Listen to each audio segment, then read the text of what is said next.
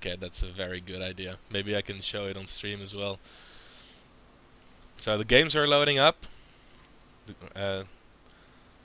What were the clan names again? I completely forgot. The Heralds of Apocalypse are facing And off against Russian universe of Warhammer, I think. the Russian universe of Warhammer. Stakiman versus Star Galaxy. I'm looking forward to this. I really am. So what are your predictions for this clan war? I'm just going to ask you straightforward. Well, I hope HOA wins, but if I'm sticking to my brain, I think Stacky can pull off an overkill. If he is that good. Yeah, well, he did not win against Naniwa in the Challenger League Season 1, but let's see if against a little bit less of an opponent he could do it. Nothing bad being said about Star Galaxy, but because just Naniwa is that freaking good, or at least he was before we started. But at least let's introduce the player.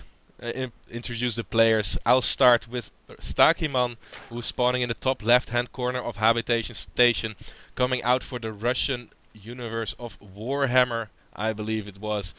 And he will be the Zerg player of tonight. And in the top right-hand corner, it's HOA Star Galaxy, who is the Protoss player for our team. Okay. And what do you think? What kind of builds we will see on this map tonight? I mean, there can be a lot of shenanigans in this on this map, with the early gold expansions as well. Do you think they will be important in these matches? Sure, they will be. If the Zerg player decides to get the gold base like the third, it will be a lot more roach heavy timed attacks. While on the other hand, the Protoss player can take the second base or the natural as the god as the natural base or second, and can make a immortal zealot timing really fast. And look at the drone moving out. He just took the watchtower to see if any shenanigans are going on in that on the offensive side of Star Galaxy, and he takes a natural at the gold base immediately. A very greedy play from him as well. So let's see how long it will take for Star Galaxy to scout this, and if he will actually scout it in time to be able to punish it. But he's going for a Nexus first as well. Yeah, but I don't think so. He will go out and scout the natural base, because when you go for Nexus first, you don't want to scout. You want to mine as much as possible. Also want to take 2 fast gas. Exactly, both players playing it very greedily in this first matchup. But the Forge is also coming through, but the hatchery at the high yield expansion is already 3/4 of the way done. So the window to punish it in the early stages is pretty much done, and he is sending a lot of drones to that base immediately to start mining there and get that advantage. Yeah, it will put like 1.50, I believe, 1.50 mining chance. Yeah, I believe you get 7 minerals per trip, or was it 8 minerals per trip from 7. the high yield minerals, and only 5 minerals from the blue minerals. But yeah, currently, we see a call for a pause, and there we have it. Yeah, so you get those minerals going a lot quicker, and you also need a lot less drones to saturate the high yield expansion, because there's only 7 mineral patches, I believe, or even 6 6 in this case. So to optimally mine from this, you need 12 workers, and for a normal mineral line, you need 12 workers. And also behind this, he's going to get the third base at the natural location as well. And both players have not. Well, at least Star Galaxy has not scouted his opponent at all, while Sakimon has been able to use those overlords to see what is going on in the main base of Star Galaxy. But the Protoss is playing really greedy, and not forget that Protoss can win really easily because they are OP, and I'm not joking now.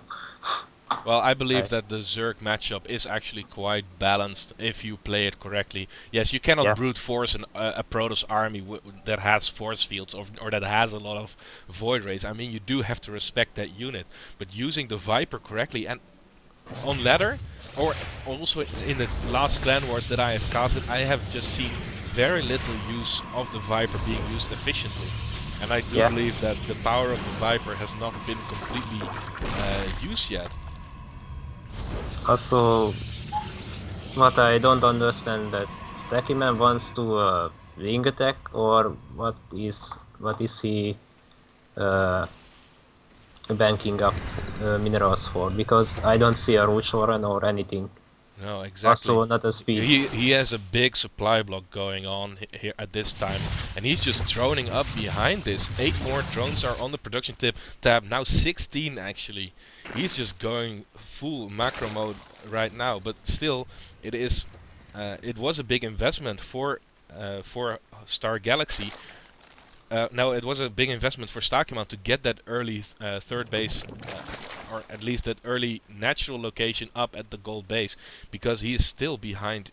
He just overtook Star Galaxy in the work account before he was constantly behind. Yeah. And Also, Star Galaxy going for a fast robotics bay, so that means really good. What's that unit? Colossi timing. yes, and he also uses that Stargate with the Phoenixes to deny any scouting coming in. And let's actually jump to the vision of Stakiman real quick. He has not seen that robotics facility at all, neither has he seen that robotics bay being constructed. So he is completely in the dark about the units that might come out of there. And also, he's making a Hydra dance, so that he thinks that Star Galaxy goes for only Stargate tech. yes, he is going for. Exactly. He expects that there will only be air units coming his way, but of course we know that it's not the case. And the first Colossus is in production, but also War Prism, which will reveal that there is a robotics facility. In fact, it will reveal that it is present on the map already. And a nice warping with 4 more zealots. Let's see if he can do some damage. There are only a few units on the map right now. Four Zerglings is all he has. So this can really do some damage to Stakiman. Also, I like that he's focusing down the roach warren, and he should focus down the evolution chamber too, before the roaches pop out. +1 is finishing up, and he only has he only has links to defend it at this point. And with a 2-shot on all those Zerglings, this might go very sour for Stakiman really quickly.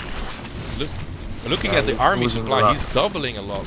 He's doubling it, and looking at the work count, 7 workers were already killed. This is a very strong attack. Now finally the roaches join in the fight, but will it actually be enough? More zealots are being worked in. It should be enough, I think. Well, there's no way that the Zerg can lose this battle. I believe that he will defend it by now, but at what cost, that will be the question. It's a very nice choke, he is fighting it, and he's just morphing the hive underneath it. He is confident now that he will hold it off. And looking at the state of the game after this, work account for Stakiman is still in his favor. But Star Galaxy is still quite ahead in the army supply he has. Yeah, and he's gearing up for a 2-base attack. Exactly. 2 Colossus are already out. A lot of 4 sentries are just banking up their energy as well. And his economy is just flying. And well, we saw that the robotics bay was. But he didn't see just now sees the robotics bay. Yes, and he hides the Colossus. He pulls them back a little bit so the Overseer doesn't see them. Very smart move, because now he still thinks that Stargate was first and the robotics facility was produced after that, which of course was not the case. And now this is actually a very strong and powerful looking army from the side of Star Galaxy. Yeah, but he has this timing, and if the Zerg player can bring out the Vipers just in time, then this attack shouldn't do anything. But exactly, but there's no Vipers on the map, and he does not have the time to let them gain that energy with that consume ability. The Colossi go to town on that mineral line. They are so brilliant in roasting them. The mothership core is kind of out of position, going for the spore crawler. That's not something you want to have happen. He's going to lose that mothership core. Wow. It's a kind of sloppy move, but I think the Protoss player should be fine now. Yes, a very nice force field coming down. Point, actually. And the Hydras are dealing a lot of damage to these Stalkers. They should be a little bit better. The Zerg player is in retreat. He only has that +1 attack, and the Protoss player is already on +1/+1. He still has 1 sentry, I believe, so the force fields are pretty much done, are pretty much over for him. Some Stalkers in the back are fighting the hatchery, which you do not want. He needs them at the fight. Nice joint from the Viper as well. But the Zerg player didn't have enough. So no, there's just not enough. Star Galaxy taking the first map, kicking out Sakiman immediately. I did not see that coming. Neither I am. I have to be very honest with that, but very strong play. He was really using that the War Prism excellent, and there was just nothing on the map for Stakiman to deal with that. So Star Galaxy taking that first map. Do you know maybe who is next already? I think from the other team it should be. Well, I have to look at the players. Okay.